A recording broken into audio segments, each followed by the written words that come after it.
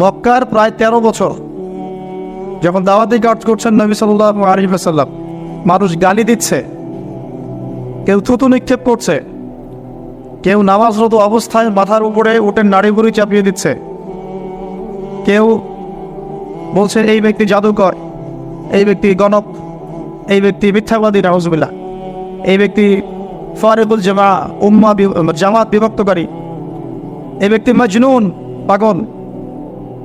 তাকে আগলে রেখেছেন তার চাচা। মানুষ অর্থনৈতিক বয়কট করছে, চাচা আগলে রেখেছেন।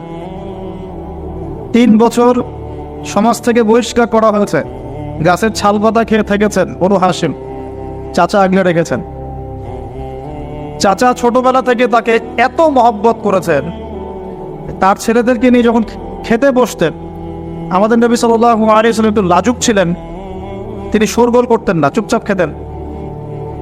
চাচা আলাদা করে একটা খাবার রেডি করে তাকে আলাদা করে ডেকে খাওয়াতো, কারণ সবার সামনে হয়তো সে বলতে পারছে না, লজ্জা পাচ্ছে, শাই ফিল করছে, বাবা নাই মানুষের সংসারে, হয় না?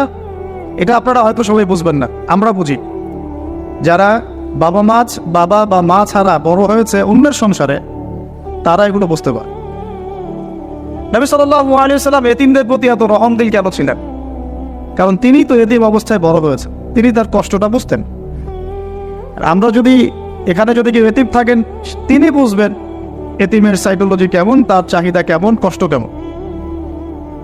আমি তো বারবার বলে আসছি কয়েকদিন থেকেই, আমাদের তো কারো সন্তান মারা যায়নি, আমাদের কারো সন্তানকে তো বোম মেরে বুলেট দিয়ে গুলি করে হত্যা করা হয়নি, আমরা তো সেই লাশ দাফন করি নাই।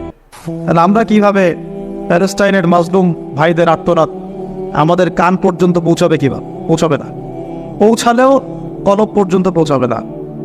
আমার সাথে তো এটা হয়।